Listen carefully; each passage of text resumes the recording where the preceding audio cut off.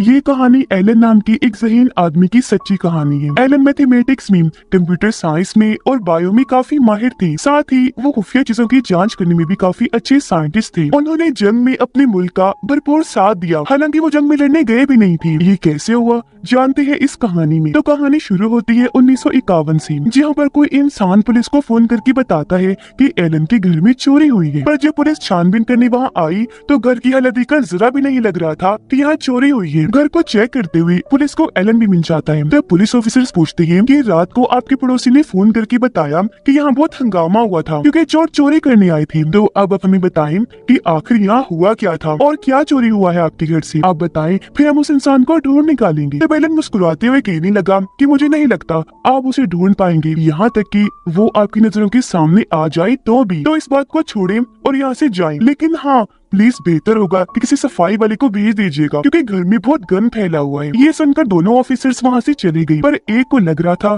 कि एलन जरूर हमसे कुछ छुपा रहे हैं। और फिर इसी के साथ ये कहानी चली जाती है फ्लैशबैक इन्हें गुजरे हुए वक्त में। और ये टाइम होता है 1939 का, यानी वो वक्त जब जर्मनी की वजह से दूसरी जंग शुरू हो गई थी और ब्रिटिश ने यानी इन लोगों के मुल्क ने भी जर्मनी के खिलाफ जंग का ऐलान कर दिया था। तो इसी वजह से दोनों मुल्कों की बहुत सारी खुफिया प्रोजेक्ट्स चलना शुरू हो जाते हैं। अब एलन गवर्नमेंट के एक ऑफिस जाती है जहाँ पर इनकी आर्मी के कुछ खुफिया प्रोजेक्ट्स चल रही थी। यहाँ वो इन प्रोजेक्ट्स की हेड जो सबसे सीनियर थी उनसे मिलती हैं जो एक कमांडर थी। असल में ये कमांडर जॉब के लिए एक ऐसे आदमी की तलाश कर रही थी जो जर्मन्स के खुफिया मैसेजेस जो कोड्स की शक्ल में होते हैं उन्हें डिकोड कर सके, यानी जुबान की सूरत में उसे बदल सके, उन्हें सुलझा सके, उनका सही मतलब बता सके। और आज यहाँ इस जॉब के लिए एलन इंटरव्यू देने आई थी। पर जब कमांडर को पता चला कि एलन को जर्मनी की जुबान का एक लफ्ज भी नहीं आता तो वो उसे वहाँ से निकालने का सोचता है, जिसके लिए वो अपने एक साथी को वहाँ बुलाता है। पर जैसे एलन एक मशीन का नाम लेते हैं जो कोड्स को डिकोड करती है तो कमांडर रुक जाती है, उसे बाहर नहीं निकलवाती। असल में एलन ने जिस मशीन का नाम लिया था उसके जरिए हिटलर इन्हें जर्मनी के सोल्जर्स आपस में ये मैसेजेस भेजते हैं कि कब, कहाँ और कैसे हमला करना है। एलन कमांडर को कहती है कि जर्मन्स उस मशीन के जरिए आपस में जो मैसेजेस भेजते हैं वो एक पजल गेम की तरह है और मुझे पजल सुलझाना बहुत पसंद है। जिस पर कमांडर का जवाब था मगर ये पजल सुलझाना नामुमकिन है, दुनिया का कोई भी मुल्क आज तक इस पजल को नहीं सुलझा पाया। एलन बोला ओके ओके ठीक है, मुझे सुलझाने दीजिए और फिर देखिएगा। जिसके बाद वो एलन को 5 लोगों से मिलवाते हैं क्योंकि ये एक पूरे टीम है जिन्हें एलन के साथ अब काम करना था। यहाँ वो मशीन भी थी जिसे दिखाते हुए कमांडर बताते हैं कि यही वो मशीन है जिसके जरिए जर्मन्स मैसेजेस भेजते हैं और अगर हमें उनके मैसेजेस को समझना है तो पहले हमें इस मशीन को समझना होगा। वो ये भी बताते हैं कि जर्मन सोल्जर्स हर सुबह 6 बजे इस मशीन के जरिए मैसेजेस भेजते हैं। फिर जैसे रात के 12 बजते हैं वो इस मशीन की सेटिंग्स को पूरी तरह बदल के रख देते हैं। तो इस तरह मैसेजेस समझने के लिए हमारे पास तकरीबन 18 घंटे होते हैं, जिनके लिए इस मशीन को अच्छे से जानना बहुत जरूरी है। पर ये काम बहुत मुश्किल था क्योंकि ये दिखने में छोटी सी मशीन थी पर इसकी सेटिंग्स 159 मिलियन मिलियन मिलियन थी, जिसे जाहिर है समझना सबके लिए तकरीबन नामुमकिन था। अब तब यहाँ चीफ ऑफिसर आते हैं जो बताते हैं कि इस मशीन की मैसेजेस की वजह से हमारे मुल्क के बहुत सारे लोग हर रोज मारे जा रहे हैं। वो एलन को बताता है कि जितनी देर मुझे आपसे बात करने में हुई इतनी देर में हमारे मुल्क के 4 लोग मारे गए हैं। तो आप अंदाजा लगा लें कि इस वजह से हम हर रोज कितने लोगों को खोते हैं। जिसके बाद से ये लोग उस मशीन की मैसेजेस को डिकोड करने के काम पर लग जाते हैं। तब हिसाब किताब करके ये चीज सामने आती है कि क्योंकि इसके 159 मिलियन मिलियन मिलियन सेटिंग्स हैं, तो अगर ये हर सेटिंग को चेक करने लग जाए तो इसे डिकोड करने में इन्हें 20 मिलियन साल लग जाएंगे। अब यहाँ हर कोई अपने अपने तरीके से काम करने लगा था। इनमें से कुछ मैसेजेस को डिकोड कर भी लेते हैं और जब इस बारे में वो एलन को बताते हैं तो वो कहते हैं कि ज्यादा खुश ना हो, अगर तुमने ये डिकोड कर ली है तो ये बस एक इत्तेफाक है क्योंकि एक बंद घड़ी भी दिन में 2 बार तो टाइम ठीक से बता ही देती है। इससे सुनकर वो बहुत हैरान हुए क्योंकि एलन की बात सच थी, ये सच में बस एक इत्तेफाक था। एलन बताते हैं कि मैं एक ऐसी मशीन बनाने जा रहा हूँ जो हर एक कोड को मैसेज को बिल्कुल सही से डिकोड करके बताएगी। यहाँ हम नोटिस कर लेते हैं कि एलन के काम करने के तरीके से, उनके बोलने की तरीके की वजह से उनके साथ काम करने वाले लोग बिल्कुल भी खुश नहीं होते। उन्हें लगता है कि वो बहुत ज्यादा रूड है, यानी अच्छे से बात ना करने वाले, गुस्से और अपने मूड में ही रहने वाली है। अब मशीन बनाने के लिए एलन ने पूरा नक्शा तैयार कर लिया था जिसका सामान अब उसे चाहिए था और इस चीज की जब वो मांग करते हैं तो उनके यूनिट का हेड साफ साफ मना कर देता है।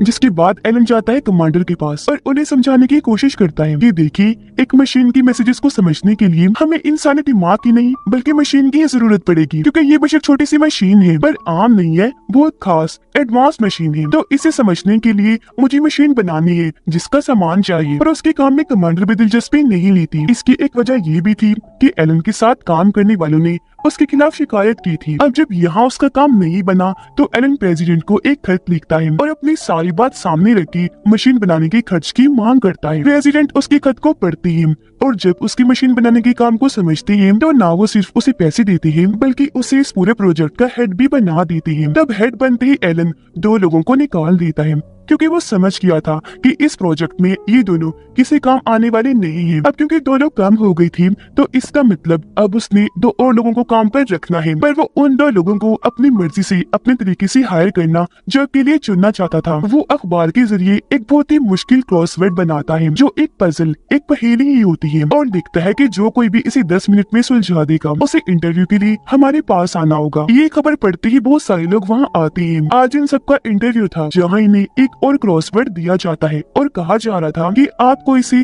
6 मिनट में सुलझाना होगा। और इतने सारे लोगों में यहाँ सिर्फ 2 ही लोग थे जो इसे 6 मिनट में सुलझा देते हैं, एक लड़का और एक लड़की जिन्हें अलग बुलाया जाता है और इन्हें समझाया जा रहा था कि ये काम बहुत ही खुफिया है तो इसके बारे में आप कभी भी किसी से भी डिस्कस नहीं करेंगे। फिर जब इन दोनों की ज्वाइनिंग थी, इन्हें जब से काम पर आना शुरू करना था उस दिन लड़का तो आ जाता है पर लड़की नहीं आती जिसका नाम जॉन होता है। वजह जानने के लिए एलन जब उनके घर गया तो पता चला कि जॉन को उसकी मॉम डैड ऐसी नौकरी के लिए इजाजत नहीं दे रही जहाँ सिर्फ मर्द ही काम करते हैं। लेकिन एलन तो किसी भी कीमत पर जॉन को अपने साथ चाहता था क्योंकि वो इतनी ज़हीन थी कि उसने बस 5.5 मिनट में पजल को सुलझा लिया था। एलन जॉन को समझाता है कि हमारे टाउन में बहुत सारी लड़कियां हैं जो एक साथ रहती हैं, अगर तुम चाहो तो उनके साथ रहकर वहाँ से ही काम कर सकती हो। अब यहाँ हम देख पाते हैं कि जॉन बहुत ज़हीन है लेकिन उसे फिर भी खुद पर इतना भरोसा नहीं है क्योंकि उसने मैथ में टॉप किया था पर फिर भी उसे स्कॉलरशिप नहीं मिली। वो एलन से पूछती है कि आखिर तुम मेरी मदद क्यों करना चाहती हो। वो जवाब देता है क्योंकि कभी कभी दुनिया जिसे आम समझती है वो इंसान कोई ऐसा काम कर जाता है जो कोई नहीं कर सकता। दरअसल एलन की बचपन का एक दोस्त था जिसका नाम क्रिस्टोफर था। उसने एलन की जिंदगी में अहम किरदार अदा किया था और बिल्कुल ये बात उसने एलन को कही थी और क्रिस्टोफर ही एलन का वो दोस्त था जिसने उसे कोडिंग की जुबान सिखाई और खुफिया मैसेजेस को कैसे सुलझाना है सब सिखाया। अब स्कूल में जहाँ सारे बच्चे एलन को परेशान करती थी वहाँ क्रिस्टोफर उसे संभालता, उसका ध्यान रखता था और उस पर बहुत भरोसा किया करता था, जिस वजह से एलन के दिल में उसके लिए जगह बनने लगी। वो उसे पसंद करना शुरू हो गया। अब दिखाया गया कि इनकी मशीन बनने में टाइम लगातार बढ़ता ही जा रहा है और 18 घंटों में इन्हें जो कोड छुपा हुआ मैसेज मिलता है वो 12 बजते ही खत्म हो जाता है क्योंकि उस मैसेज में जो भी होता है 12 बजे तक जर्मन्स वो काम कर चुकी होती है। साथ ही जर्मन्स अपनी मशीन की सेटिंग्स को भी बदल देती है। अब एलन जो मशीन बनाना चाहता है अगर वो बन गई तो इनका सारा मसला हल हो जाएगा क्योंकि वो मशीन हर रोज खुद ही अपनी प्रोग्रामिंग, अपनी सेटिंग बदल कर इनके सारे मैसेजेस को डिकोड करके बता देगी कि जर्मन्स का क्या प्लान है, वो कब कहाँ क्या करने वाली है। मशीन बनाने का प्रोसेस उसका शुरू ही था और वो अपनी मशीन का नाम क्रिस्टोफर यानी अपने दोस्त के नाम पर रखता है। अब एक दिन जब एलन जॉन के साथ होटल में बैठा था तो वो उसे समझाती है कि आपको अपनी टीम के साथ मिलकर काम करना चाहिए, ऐसे तो वो तुम्हारी मदद नहीं करेंगी क्योंकि तुम्हारे बर्ताव की वजह से वो तुम्हें पसंद नहीं करती। अब उसके समझाने की वजह से अगले दिन एलन सबके लिए सेब लेकर जाता है जो देखकर उसकी टीम को बहुत हैरानी हुई क्योंकि वो तो किसी से सीधे मुंह बात तक नहीं करता और आज ये उसके अंदर अच्छा बदलाव था जिसे देखकर उसकी टीम खुश हुई और आज से ही उसका साथ देना शुरू कर देती है। अब उसकी टीम का एक लड़का जो पहले उनका हेड हुआ करता था वो एलन को एक पेपर देता है जिस पर एलन ने जो मशीन बनाई है उसकी सेटिंग्स बदलने का तरीका था। वो कहता है कि मशीन की सेटिंग्स को इस तरह से बदलो वो और जल्दी काम करना शुरू हो जाएगी। एलन ऐसे ही करता है, मशीन को इस तरह से ही बदलता है जिससे वो चलना शुरू हो जाती है, पर इसका कोई फायदा नहीं होता क्योंकि वो मैसेजेस को रिकॉर्ड नहीं कर पाती। दूसरी तरफ हिटलर इन्हें जर्मनी की आर्मी ने हर तरफ तबाही मचा दी थी, सब कुछ तहस नहस करके रख दिया था। वो पूरे यूरोप में फैल चुके थे और ये यहाँ उन मैसेजेस को डिकोड करने में पूरी तरह से नाकाम थी, जो जर्मन सोल्जर्स हमला करने के लिए एक दूसरे को भेज रहे थे। अब एलन की इस प्रोजेक्ट की वजह से गवर्नमेंट काफी परेशान थी, क्योंकि इस काम के लिए वो उसे पहले ही 85 लाख दे चुकी थी, जिसका कोई भी फायदा नहीं हो पाया था। इसलिए कमांडर अपने सोल्जर्स के साथ एलन के पास आते हैं और उसे कहते हैं कि आज से तुम्हें जो इस प्रोजेक्ट के लिए पैसे दिए जा रहे थे वो रोके जाते हैं और तुम्हें भी इस काम से हटाया जाता है और आज से ये प्रोजेक्ट बंद कर दिया गया है। फिर वो अपने सोल्जर्स को कहती है कि इसी वक्त एलन को यहाँ से बाहर निकाल दो। और जब सोल्जर्स उसे ले जाने वाली थी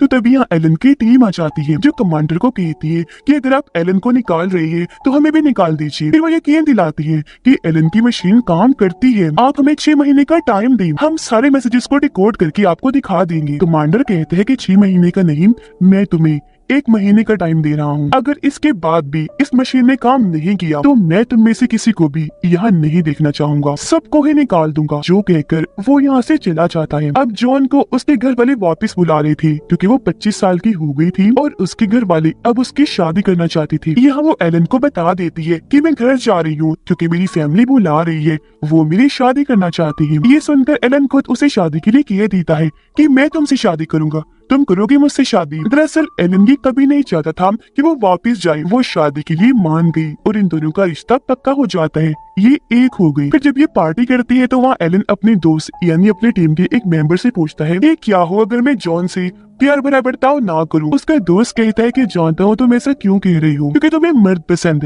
है ना। जिस बात को एलन मान लेता है कि हाँ मुझे औरतों की बजाय मर्दों में दिलचस्पी है और मेरे माजी में बहुत सारे मर्दों के साथ ताल्लुक रहे भी है, मुझे इस बात का एहसास है, तो मैं ये सारी बात अपने मंगेतर जॉन को बता देता हूँ। जिस पर फौरन उसका दोस्त मना कर देता है कि कभी ना करना ऐसा, क्योंकि एक औरत ये चीज कभी बर्दाश्त नहीं करती। जिस पर एलन ऐसे करता है और अपने मंगेतर जॉन को वो कुछ नहीं बताता। अब एक दिन जब एलन, जॉन और इनकी दोस्त एक बार में थे तो वहाँ जॉन की दोस्त मजाक मजाक में कह देती है कि मुझे शायद किसी से प्यार हो गया है और वो लड़का जर्मन है। असल में जर्मन की रेडियो टावर से जो सिग्नल्स भेजे जाते हैं ये लड़की उन पर नजर रखती है, उन्हें रिकॉर्ड करती है। वो बताती है कि मुझे वो मैसेजेस भेजने वाले से प्यार तो हो गया है पर शायद उसकी कोई दोस्त है। एलन हैरानी से पूछता है कि तुम्हें कोई लगता है कि उसकी कोई दोस्त है। तो वो बताती है क्योंकि वो अपना मैसेज हमेशा 5 लफ्जों से शुरू करता है, CILLY यानी सिली। तो मुझे लगता है कि उसकी सिली नाम की कोई दोस्त है। ये सुनकर एलन मुस्कुरा दिया, बोलता है ओ गॉड, प्यार ने जर्मन्स को मरवा दिया। जिसके बाद वो भागकर उस जगह जाता है जहाँ उसकी मशीन है। उसके साथ बाकी लोग भी आ गए। एलन सबको बताता है कि अगर मेरी मशीन यानी क्रिस्टोफर को कुछ अल्फाज पहले से ही पता हूँ तो वो उनकी मदद से खुद ये अल्फाज बना सकती है। अब हर रोज सुबह जो मैसेज भेजा जाता है उसमें आसमान, मौसम की रिपोर्ट और हिटलर जिंदाबाद कहा जाता है। अब आसमान, मौसम की रिपोर्ट और हिटलर जिंदाबाद में जितने भी अल्फाज है इन्हें पहले से ही पता है कि वो कहाँ हैं। जिन सब अल्फाजों को वो मशीन में फिट करके मशीन चला देते हैं। कुछ देर चलने के बाद मशीन रुक जाती है और अब इनके पास सारे अल्फाबेट्स यानी ABC के अल्फाज एक ऑर्डर में, एक तरतीब में आ जाते हैं। जैसे अगर उन्होंने एक ही जगह B का इस्तेमाल किया तो इन्हें पता चल गया कि B का मतलब A है। अब इस बड़े मसले को समझने के बाद ये उस जगह पर जाती है जहाँ छोटी मशीन है और आज सुबह 6 बजे का जो मैसेज था ये इन अल्फाजों की मदद से उसे डिकोड करने में कामयाब हो जाती है, जिससे इन्हें पता चल गया था कि आज सुबह का मैसेज क्या था।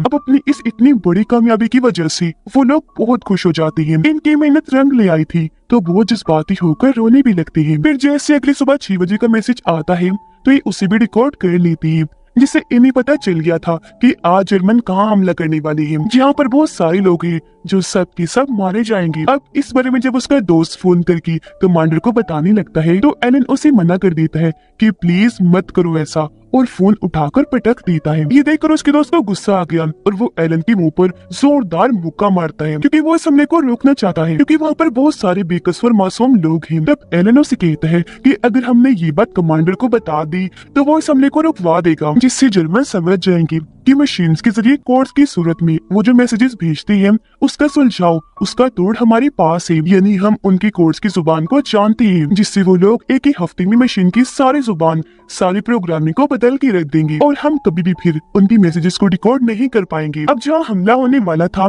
वहाँ पर इनकी टीम की एक मेंबर का भाई भी था, इसलिए वो लड़का कहता है कि वहाँ मेरा भाई है, कैसे भी करके इस हमले को रुकवाया जाए। जिस पर एलन कहता है कि नहीं, आई एम सॉरी, हम ऐसा नहीं कर सकते क्योंकि यहाँ हम सब अपने मुल्क के के लिए काम कर रहे हैं। हमारे पर्सनल आपसे जज्बात क्या है यहाँ उनकी कोई अहमियत नहीं। अब कुछ ही देर बाद उस जगह पर हमला हो जाता है। वहाँ इतनी तबाही मची कि सारे ही लोग मारे जाते हैं। फिर एलन चीफ ऑफिसर से मिलता है और उन्हें बताता है कि हमने सभी मैसेजेस को डिकोड करने का तरीका ढूंढ लिया है, पर हाँ, हम सभी हमलों को नहीं रोक सकते क्योंकि ऐसे जर्नलिस्ट को शक हो जाएगा कि हमने उनकी छोटी मशीन की मैसेजेस को डिकोड करना सीख लिया है, जिसके बाद वो उसकी सेटिंग्स, जुबान, प्रोग्रामिंग सब कुछ बदल के रख देंगे। और हाँ, हम जिन जिन हमलों को भी रोकेंगे आपको उन सब की एक झूठी कहानी बनानी पड़ेगी, जो कहानी आप जर्मन्स तक पहुंचाएंगे, ताकि उन्हें ये लगे कि हमें जितनी भी जानकारियां मिलती है वो दूसरे जरियों से मिलती है। उन्हें कभी भी इस बात का शक नहीं होना चाहिए कि हमने उनकी मैसेजेस को समझ लिया, उनकी मशीन का तोड़ बना लिया है। यहाँ तक कि इस बात का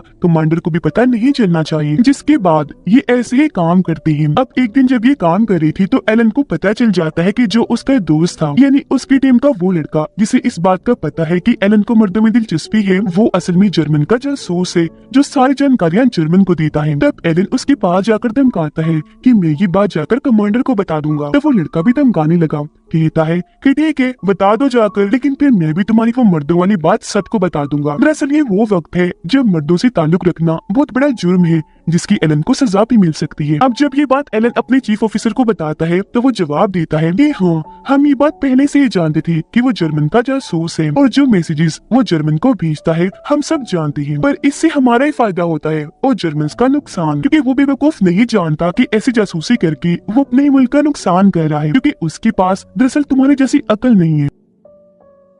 अब एलन अपनी मंगेतर जॉन को कहता है कि तुम्हें यहाँ से चले जाना चाहिए क्योंकि तुम्हारी जान को खतरा है। तुम ऐसा करो, अपने मॉम डैड के घर चली जाओ। पर वो मना कर देती है, ये कहती है कि नहीं, मैं कहीं नहीं जा रही, तुम्हारे साथ रहूंगी क्योंकि मैं तुमसे प्यार करती हूँ। यहाँ एलन उसे बता देता है कि मैं मर्दों को पसंद करता हूँ, उनसे मेरा ताल्लुक भी रहा है। फिर वो कहती है, जानती हूँ, शक भी था मुझे पहले से, पर फिर भी मैं तुम्हारे साथ रहना चाहूंगी। मैं तुमसे प्यार करती हूँ और मैंने तुम्हें माफ कर दिया, मुझे तुम्हारी फिक्र है। तब एलन जवाब देता है, पर मैं तो तुमसे प्यार नहीं करता, मैंने तुमसे मंगनी रिश्ता पक्का इसलिए किया ताकि तुम यहाँ रुककर हमारी मदद कर सको, बस इससे ज्यादा और कुछ नहीं। इस बात से जॉन को बहुत दुख हुआ और उसे इतना गुस्सा आता है कि वो एलन के मुंह पर जोरदार थप्पड़ मारती है और कहती है कि तुम बहुत बुरे हो, तुम्हारे बारे में दूसरे लोग जो भी कहती है सब बिल्कुल सच है, तुम सच में खुद गर्ज एक घमंडी इंसान हो। इतना कहकर वो यहाँ से चली जाती है और फिर ऐसे एलन अगले 2 सालों तक जर्मन्स की मैसेजेस को डिकोड करता रहा जो वो अपने सोल्जर्स को हमला करने के लिए भेजते थे। एलन की टीम ये फैसला करती है कि किन हमलों को होने देना है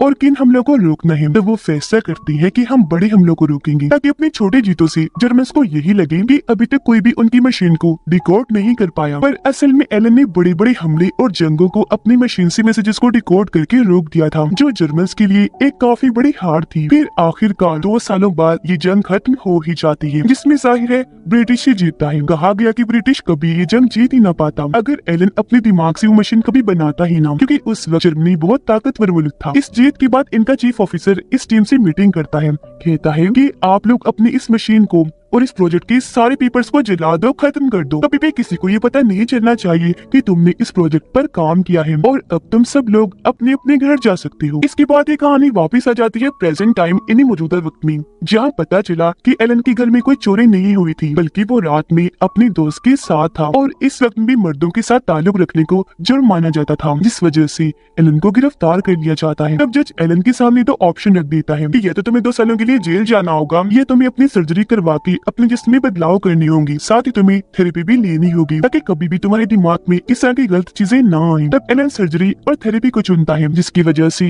वो काफी कमजोर हो गया था क्योंकि इसके नुकसान भी होते हैं। फिर एक दिन जब जॉन उससे मिलने आती है तो देखती है कि वो काफी कमजोर और जज्बाती रहने लगा, इसीलिए उसे मशवरा देती है कि तुम्हें अकेले नहीं रहना चाहिए। इस पर वो जवाब देता है कि मैं कभी अकेला था ही नहीं, मेरे साथ मेरे दोस्त की यादें मशीन की सूरत में हमेशा मेरे साथ है, क्योंकि दोनों का ही नाम क्रिस्टोफर है। अब जॉन को उसके लिए बहुत हमदर्दी हो रही थी क्योंकि उसकी हालत ठीक नहीं। वो उसे बताती है कि आज इस ट्रेन में मैं आई वो एक शहर से गुजरी और अगर तुम ना होती तो वो शहर कभी होता ही ना, क्योंकि जर्मन्स को ना काम करके तुमने जितने भी शहरों को बचाया है उनमें वो शहर भी शामिल है। वो उसे समझाती है कि तुमने हजारों लाखों लोगों की जान बचाई तो तुम कोई आम नहीं हो, बहुत खास हो और कभी कभी लोग जिस इंसान को काबिल नहीं समझती वो ऐसे काम कर जाते हैं जो कोई नहीं कर सकता। ये वही बात जो बचपन में क्रिस्टोफर ने एलन से कही थी, फिर एलन ने जॉन से और आज जॉन उसके साथ करी थी। इस बात से एलन को तसल्ली तो मिली, पर अपने इलाज के दौरान ही वो कूदकर अपनी जान ले लेता है, जिस वक्त उसकी उम्र तकरीबन 41 साल थी। फिर उनकी मौत के कुछ सालों बाद उनके ऊपर लगे हुए सारे इल्जामात को हटा दिया गया और उनके काम की वजह से एलन को काफी सराहा गया, उनकी तारीफ की गई, बहुत इज्जत मिली, क्योंकि उन्होंने कारनामा ही ऐसा करके दिखाया जो कभी कोई नहीं कर सकता था। जिन्होंने जंग में जाए बगैर ही अपने मुल्क का बहुत साथ दिया और हजारों लाखों लोगों की जान बचाई। और इसी के साथ एलन की जिंदगी की ये कहानी इधर ही खत्म हो जाती है।